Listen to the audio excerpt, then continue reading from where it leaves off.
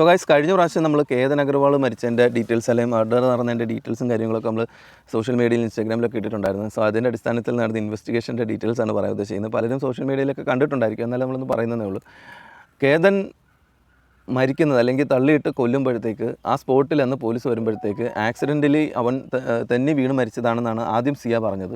അപ്പോൾ സിയ അറിയാതിരിക്കാൻ, ആൾ മരിച്ചു പോയി എന്ന് സിയ അറിയാതിരിക്കാൻ വേണ്ടിയിട്ട് പോലീസ് ആദ്യം സമാധാനിപ്പിക്കാൻ വേണ്ടി പറഞ്ഞു, കുഴപ്പമൊന്നുമില്ല, ആൾ കുഴപ്പമൊന്നുമില്ല, രക്ഷപ്പെട്ടു എന്നൊക്കെയുള്ള രീതി പറഞ്ഞു. ആ സമയത്താണ് ഏറ്റവും കൂടുതൽ പേടിച്ചത് ആക്ച്വലി സിയയാണ്. കാര്യം ഈ കള്ളക്കഥകളും ഈ പ്രശ്നങ്ങളുണ്ടായതൊക്കെ ഇനി പുറം ലോകം അറിയും, ഇവിടെ അറസ്റ്റ് ചെയ്യും എന്നൊക്കെയുള്ള രീതിയിൽ പേടിച്ചു പോയി. അപ്പോൾ പേടിച്ചപ്പോഴത്തേക്ക് പോലീസ് വീണ്ടും പേടി ഇതാണെന്ന് അവർക്ക് അറിയത്തില്ലല്ലോ. അതിനുശേഷം ഈ കേതൻ്റെ പെങ്ങളാണ് ആദ്യമേ പോലീസിൽ റിപ്പോർട്ട് ചെയ്യുന്നത്. അവർക്കിങ്ങനെ സംശയമുണ്ട്. കാര്യം നമ്മുടെ ഇന്ത്യയിൽ ഇങ്ങനെ കുറേ പ്രശ്നങ്ങൾ ഇപ്പം നടക്കുന്നുണ്ടല്ലോ. കാമുകനെ വെട്ടിക്കൊല്ലുന്നു, അല്ലെങ്കിൽ കാമുകനുമായിട്ട് ചേർന്നിട്ട് വിഷം കൊടുത്ത് കൊല്ലുന്നു, അല്ലെങ്കിൽ ഭർത്താവിന് കൊല്ലുന്നു.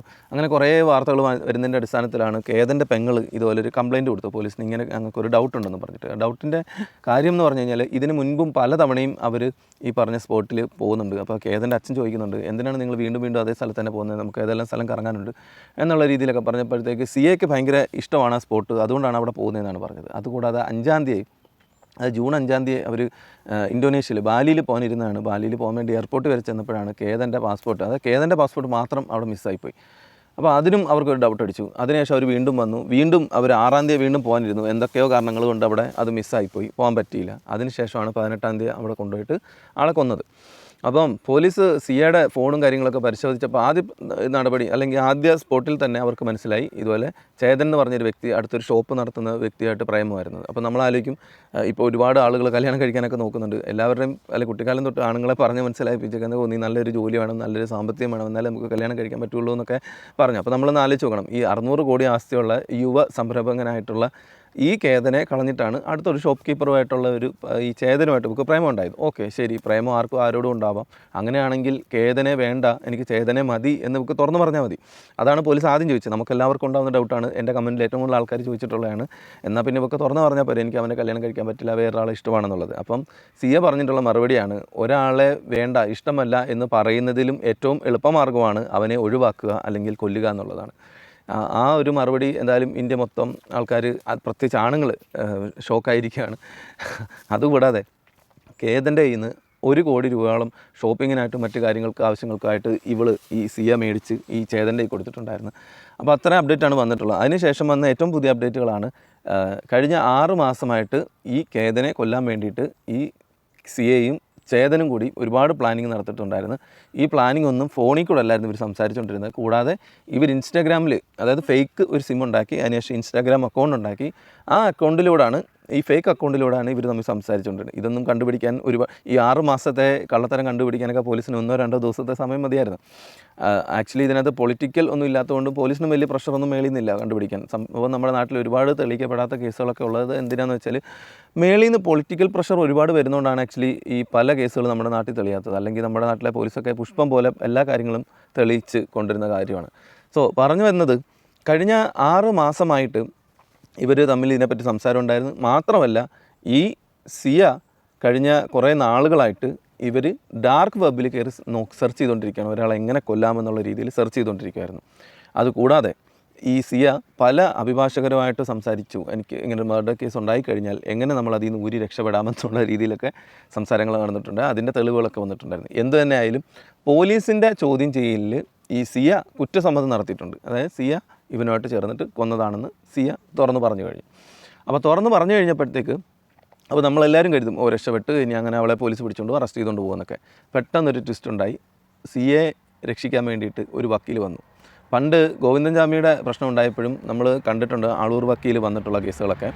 പൊതുവേ നമുക്ക് എല്ലാവർക്കും തോന്നുന്നൊരു ഡൗട്ടാണ്, ഇത്രയും വലിയ സെൻസിറ്റീവായിട്ടുള്ള ഇഷ്യൂസിന് എന്തിനാണ് ഒരു വക്കീൽ വരുന്നത്, എന്തിനാണ് ഇവരെ രക്ഷിക്കണത് എന്ന്. അല്ലെങ്കിൽ ഈ വക്കീലിൻ്റെ മക്കൾക്ക് ഇങ്ങനെ ഒരു ഇൻസിഡൻറ്റ് ഉണ്ടാകുമ്പോൾ വരുമോ ഇവർ രക്ഷിക്കാൻ വരുമോ, അവരുടെ കേസിൽ ഇവരിങ്ങനെ ഹാൻഡിൽ ചെയ്യുമോ എന്നൊക്കെയാണ് എല്ലാവരും കോമൺലി ചിന്തിക്കുന്നത്. പക്ഷേ നമ്മളൊരു വക്കീലിൻ്റെ ഭാഗത്ത് നിന്ന് ചിന്തിക്കുകയാണെങ്കിൽ, ഇതിനെപ്പറ്റി ഞാൻ പല വക്കീലിനോട് സംസാരിച്ചിട്ടുണ്ടായിരുന്നു. ഈവൻ എൻ്റെ ഒരു ഫ്രണ്ട് ഉണ്ട്, പുള്ളിക്കാരി പോക്സോ കേസാണ് ഹാൻഡിൽ ചെയ്യുന്നത്. അതായത് അപ്പോൾ നമ്മൾ വിചാരിക്കും പോക്സോ കേസിൽ ഇരയായിട്ടുള്ള കുട്ടിയുടെ ഭാഗത്താണോന്നും അല്ല, പോക്സോ കേസ് ചെയ്തിട്ടുള്ള വ്യക്തിയുടെ റെപ്രസെൻറ്റേറ്റ് ചെയ്തും വക്കീലന്മാർ വരാറുണ്ട്, ക്രിമിനൽ കേസും എടുക്കാറുണ്ട്. അപ്പോൾ എന്തിനാണെന്ന് അവരോട് നിങ്ങൾ ചോദിച്ചു കഴിഞ്ഞാൽ, എപ്പോഴെങ്കിലും നിങ്ങൾ ചോദിച്ചു കഴിഞ്ഞാൽ അവർ പറയുന്ന ഉത്തരം എന്ന് പറഞ്ഞാൽ, അവർ പഠിച്ച് പാസ്സായി ജോലിക്ക് കയറിയിരിക്കുന്നതെന്ന് പറഞ്ഞാൽ ഒരാളെ നിയമത്തിന് മുന്നിൽ നിന്ന് രക്ഷിക്കാനുള്ളതാണ്.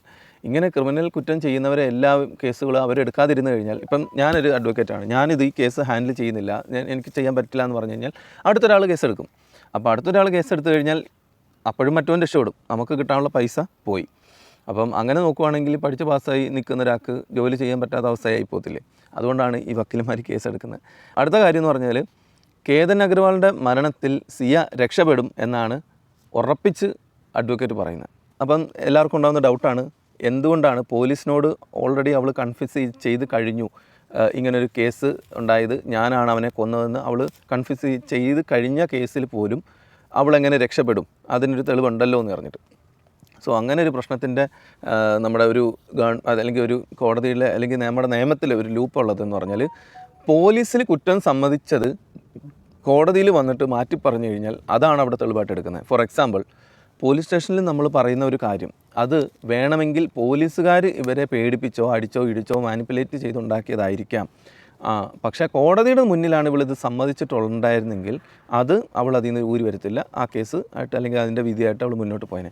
പക്ഷേ നിലവിൽ അവൾ പോലീസിൻ്റെ അടുത്താണ് ഈ കഥ പറഞ്ഞിട്ടുള്ളത്, അവൾ സമ്മതിച്ചിട്ടുള്ളത്, അത് കോടതിയിൽ കേസായിട്ട് എടുക്കുക അല്ലെങ്കിൽ അതൊരു തെളിവായിട്ട് എടുക്കാൻ പറ്റില്ല. കാര്യം ഇങ്ങനൊരു കേസ് ചിലപ്പോൾ പോലീസ് വരട്ടിയിട്ടോ അവർ ചൂടായിട്ടോ ആയിരിക്കും ഇങ്ങനെ സംഭവം ഉണ്ടായത് എന്നുള്ള രീതിയിൽ. അതുകൊണ്ട് ഇനി കേസ് എങ്ങനെ പോകും, മുന്നോട്ട് പോയിന്നറിയാം.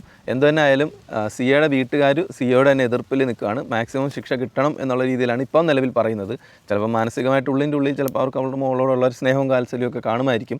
പക്ഷേ മീഡിയയുടെ മുന്നിലും ആളുകളുടെ മുന്നിലൊക്കെ അങ്ങനെ തന്നെ വേണം, പാവം പിടിച്ച ഒരുത്തനെ കൊന്നു എന്ന പേരിൽ അവൾ അനുഭവിക്കും തന്നെ വേണമെന്നൊക്കെയാണ് പറയുന്നത്.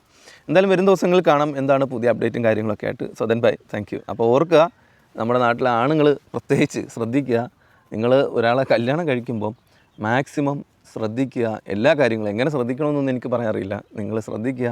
നമ്മൾ സമൂഹത്തിൽ നല്ല വിലയും നിലയും നമ്മൾ സാമ്പത്തികമായിട്ട് ഉയർച്ചയും അല്ലെങ്കിൽ നമ്മൾ ഒരു ദുശീലമില്ലാത്തവനും ഒക്കെ ആയതുകൊണ്ട് കാര്യമൊന്നുമില്ല. നമ്മുടെ അവസ്ഥ എത്രയൊക്കെ ഉള്ളൂ. അതാണ് ഞാൻ ഈ വീഡിയോയിലൂടെ മസ്റ്റായിട്ട് പറയാൻ ഉദ്ദേശിച്ചത്. സിയയുടെ മറുപടി അനുസരിച്ച് നമ്മൾ നാട്ടിൽ എങ്ങനെ നടന്നാലും ഏതൊരു തല്ലിപ്പൊളിയായിട്ട് നടക്കുന്നതും വന്ന് ഇഷ്ടപ്പെട്ടാലും ഭാര്യയോ കാമുകയോ അവൻ്റെ കൂടെ ഇറങ്ങി പോകുന്ന ഒരു കാലമാണ്. അതുകൂടാതെ ഇതിപ്പോൾ സിയയുടെ മാത്രം പ്രശ്നമല്ല, ഇതിന് ശേഷവും ഇതുപോലെ പല ആൾക്കാരും ഇൻഫ്ലുവൻസറായിട്ടുള്ള പെണ്ണുങ്ങൾ സിയെ സപ്പോർട്ട് ചെയ്തുകൊണ്ട് വീഡിയോസിലൊക്കെ വന്ന് പറഞ്ഞിട്ടുണ്ടായിരുന്നു. അങ്ങനെ ഒരു പെണ്ണ് ചിരിച്ചുകൊണ്ട് ഒരുപാട് തമാശ രീതിയിലൊക്കെ പറഞ്ഞു അവൻ മരിക്കേണ്ടവനും തന്നെയാണ്, അവൻ കള്ളം പറഞ്ഞു അതായതാന്നുള്ള രീതിയിൽ. അത് ഭയങ്കര വൈറലായതിനു ശേഷം അവളെ എന്താണ് അവൾ എന്തോ ദന്തിസ്റ്റോ മറ്റോ ആയിരുന്നു അവരെ അസോസിയേഷനിൽ തന്നെ പുറത്താക്കി. അതിൻ്റെ പേപ്പർ അവർ തന്നെ പബ്ലിഷ് ചെയ്തിട്ടുണ്ട്. അവരെ അതിൽ നിന്ന് സസ്പെൻഷൻ ചെയ്തു, ഡിസ്മിസ് ചെയ്തു എന്നൊക്കെ പറഞ്ഞിട്ട്. സസ്പെൻഷനാണ് ഡിസ്മിസ് ആണെന്ന് ഡൗട്ടുണ്ട്. സോ അതിനുശേഷവും മറ്റൊരു പെൺകുട്ടി ഇതേ കണക്ക് തന്നെ പറഞ്ഞു. അപ്പം ഒരു 2-3 പേരെങ്കിലും തുറന്ന് പറയുന്നുണ്ടെങ്കിലും പല ആൾക്കാരും തുറന്ന് പബ്ലിക്കലി പറയാത്ത ഒരുപാട് ആൾക്കാരുണ്ട്. ഖേദം മരിക്കണം തന്നെ ആയിരുന്നു എന്നുള്ള രീതിയിൽ. സോ നിങ്ങൾ തന്നെ സൂക്ഷിക്കുക എന്ന് പറയുന്നത് തന്നെ ആയിരിക്കും ഉചിതമായ ഒരു വാക്ക്, അല്ല ഒറ്റ വാക്ക്. Okay then bye, thank U.